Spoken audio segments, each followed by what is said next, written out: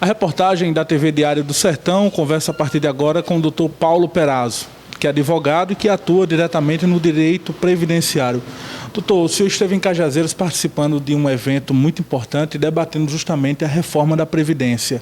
E a minha pergunta inicial é justamente essa: qual a avaliação do advogado Paulo Perazzo, que atua nesta área, faz dessa reforma da Previdência? Bom, a Previdência ela precisa de ajustes, ela está seguindo um roteiro que seria o roteiro da tragédia anunciada. A gente já viu que no mundo inteiro é um problema crônico. Na Europa foi motivos assim, de quase que revoluções as reformas da Previdência, mas teve de ser feito. Afinal de contas, os países que não fizeram chegaram numa situação de bancarrota. Então a gente não pode ficar fora. No mundo inteiro, 3 países apenas no mundo não tinham uma idade mínima para aposentadoria. Então é um remédio amargo, mas foi experimentado e foi tomado no resto do mundo. E a gente não podia esperar que apenas no Brasil a gente tivesse uma fórmula exclusiva, mágica, e vou dizer até popular de ter uma previdência, sem que essa previdência não tivesse os mesmos problemas no mundo lá fora. O fato é que no mundo fora, Portugal, Grécia, Itália, a coisa foi sendo adiada, foi sendo procrastinada, a ponto de que faltou dinheiro para pagar as aposentadorias do dia a dia, de pessoas que já estavam aposentadas. Para você ter ideia, em Portugal, na Itália e principalmente na Grécia, houveram cortes de até 70% dos valores pagos aos atuais aposentados, porque não havia dinheiro, e lá não se pensa em emitir dinheiro, de imprimir dinheiro, gerando inflação para poder pagar os aposentados. Então, em alguns países isso já havia acontecido e a gente tem que fazer com que esse ajuste aconteça hoje, antes de atingir uma situação tão calamitosa como aconteceu no mundo afora. Doutor Paulo, existem relatos na história de que outros governos tentaram reformar a Previdência.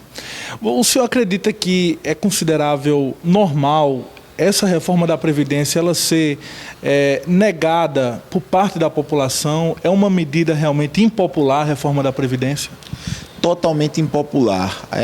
Para você ter ideia, de 1998, ou seja, de 20 anos para cá, foi havendo uma coxa de retalhos, foi havendo uma série de emendas à questão da aposentadoria. Tudo começou com a emenda 20 de 1998, que foi a principal reforma da Previdência, foi com Fernando Henrique Cardoso em 1998, e ele já colocou uma série de restrições, uma série de modificações, mas não passou a idade mínima.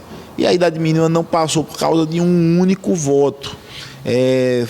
Na época, muito impopular também, e por causa de um único voto, isso não foi aprovado 20 anos atrás. Tivesse sido aprovado 20 anos atrás, a gente já não teria chegado numa situação dramática hoje, no sentido do governo não ter dinheiro. É muito fácil as pessoas simplesmente dizer: o governo tem muito dinheiro, e achar que é sempre um saco sem fundo, é um saco que não acaba o dinheiro, que é impossível acabar o dinheiro, que é impossível quebrar, que é impossível faltar dinheiro para o governo, e nada é tão grande que não possa quebrar, nada é tão forte que não possa ter suas contas atingidas. Para vocês terem ideia, no Rio de Janeiro, no Rio Grande do Sul, em Minas Gerais, que tiveram menos cuidado com suas previdências, isso já é uma realidade hoje. Então, a gente não pode imaginar que o país esteja tão saudável a ponto de ter uma aposentadoria deficitária. É uma medida muito impopular, mas é um remédio amargo que está sendo tomado no mundo inteiro. A gente, infelizmente, vai ter que encarar essa realidade aqui. Doutor Paulo, especialistas colocam de que a Previdência no Brasil ela não é deficitária. Portanto, alguns especialistas defendem que a reforma ela não seja reformada da medida que está colocada no Congresso pelo governo federal.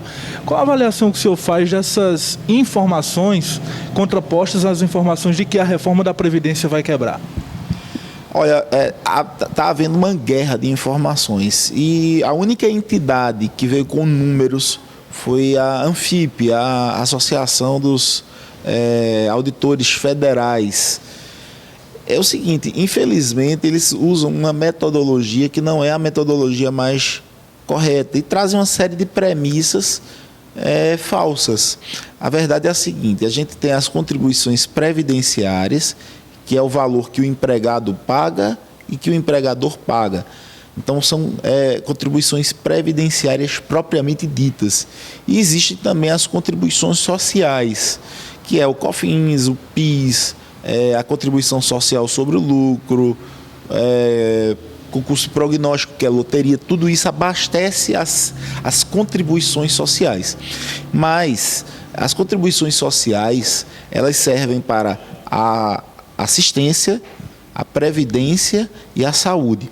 No momento em que a gente usa todas as contribuições previdenciárias e a gente está usando a quase totalidade das contribuições sociais, na medida em que a gente aloca mais recursos na Previdência, a gente deixa de alocar recursos na saúde e a gente deixa de alocar recursos na assistência social. Então, é uma escolha que o país vai ter que fazer, se vai preferir deixar de aplicar realmente esses recursos nessas duas áreas importantes, que é a assistência e a Previdência Social, ou vai ter que pegar toda a receita das contribuições sociais, todas as receitas das contribuições previdenciárias, juntar tudo, e hoje ainda é suficiente para poder pagar.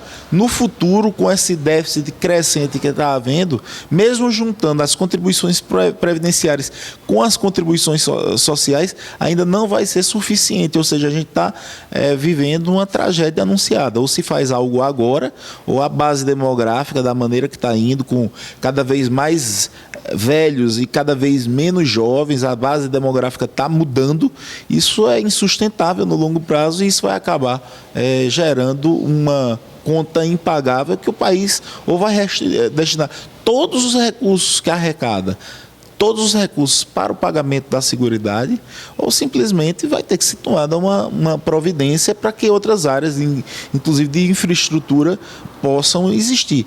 Então, não é algo que está acontecendo hoje já existe um déficit de 200 bilhões, mas a tendência é que no futuro, nos próximos 20 anos, a gente tem que se acostumar, que o Estado tem que pensar no longo prazo, isso ou é resolvido ou o Estado fica inviabilizado. Então, é necessário mudar.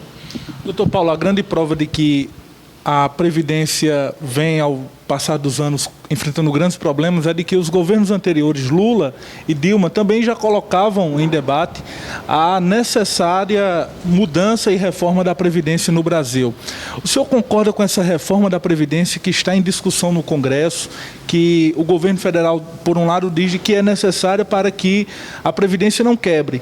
Por outro lado, no Congresso e também no Senado já dão perspectivas de muitos embates, inclusive políticos. Qual a sua opinião? O senhor defende essa reforma da maneira em que ela está sendo discutida no Congresso? Olha, é sempre muito difícil para mim me colocar a favor de alguns pontos da reforma. Para você ter ideia, eu tenho 60 mil processos ajuizados, ou seja, eu já advoguei para muita gente, já resolvi o caso de muita gente. Não é fácil para mim dizer que é necessário uma mudança, mas assim, também é muito difícil para mim assumir uma posição sectária, é difícil assumir uma posição irresponsável, no sentido de ver o quanto pior, melhor, então ver apenas os meus interesses. A gente tem que ver o Estado como algo que é uma escolha nossa, e aí a gente não preservar um bem como a Seguridade Social, depois de a gente ver dos números terem sido apresentados, é algo que chega ao limite da irresponsabilidade. A gente tem que ser responsável para que o país possa ser administrado, gerido no longo prazo, o país ser factível no longo prazo. Então, não é uma coisa fácil. Por mim, se manteria tudo do jeito que está, afinal de contas, é uma proteção social para o trabalhador, é uma rede que vem funcionando, que tirou milhões de pessoas da miséria. Mas a gente tem que se render à realidade, o fato. O fato ele é maior do que as nossas posições ideológicas, as nossas pretensões. Então, infelizmente, no mundo inteiro, por exemplo, o ponto central da reforma é a idade mínima. No mundo inteiro, como eu falei, existe idade mínima. A idade mínima no mundo inteiro está girando em torno de 60 anos de idade, 60 a 65 anos de idade. Existe, ou seja, a gente é um dos 3 países no mundo, Brasil, Egito e Turquia, que não adota essa questão da idade mínima. Então, a gente vê, inclusive, pessoas se aposentarem muito cedo, pessoas se aposentarem aos 45, 48 anos de idade, 53 anos de idade no caso dos homens, é a idade média mais comum, 53, 55 anos de idade. E essas pessoas elas vão viver até os 74, até os 84, muitas vezes ainda se casam com mulheres mais novas, morrem e ainda deixam uma pensão que vai se perdurar por 20, 30 anos. Ou seja, infelizmente, se a gente não colocar medidas duras, pode dar um problema como está dando no Rio de Janeiro. Então não é duro, é lamentável para mim dizer que é necessário, mas infelizmente eu me rendo à realidade, o fato. Doutor Paulo, aqui na nossa região, várias mobilizações e manifestações ocorreram, onde os agricultores, os trabalhadores, os homens do campo e também as mulheres que trabalham no campo estão meio que temerosos com essa reforma da Previdência. O senhor acredita que esta reforma, nos moldes que ela encontra-se hoje, ela vai prejudicar o trabalhador rural? Vai muito, inclusive eu sou radicalmente contra a reforma nesse ponto. Para você ter ideia, algumas políticas públicas no país, elas têm um caráter realmente assistencial. Elas visaram tirar regiões inteiras do ciclo da fome, do ciclo da miséria, do ciclo da favelização. No Nordeste, a aposentadoria ela serviu como um indutor de desenvolvimento, como um indutor de renda, como um indutor de diminuição da miséria. Hoje é impossível a gente pensar o sertão sem haver as aposentadorias. E são aposentadorias que não exigem necessariamente uma contrapartida. Até existe na lei a contrapartida, que o trabalhador deveria contribuir sobre uma produção, um percentual sobre a produção, mas na prática ninguém contribui. Então, na verdade, foi uma medida de resgate. A gente não poderia estar visando superávit, a gente não poderia estar visando lucro com esse tipo de inclusão. A gente veio, na verdade, o Estado veio cumprir o seu papel, que é tirar as pessoas da miséria, fazer uma redistribuição de renda. Então, nesse ponto, as mudanças na aposentadoria do agricultor, elas foram dramáticas, elas não mudaram quase nada e mudaram tudo. Na verdade, o agricultor ele vai ter que pagar todo mês o seu carnê. E não adianta ele pagar fora do prazo. Se ele pagar atrasado, se ele pagar fora do prazo, simplesmente aquela contribuição não vai contar como carência e ele simplesmente não vai poder aproveitar. Então ele tem que pagar e ainda pagar em dia, sob pena de não conseguir se aposentar. Então, a gente sabe que as pessoas mal conseguem pagar os sindicatos hoje. O sindicato hoje é R$15, R$20, eles não conseguem pagar.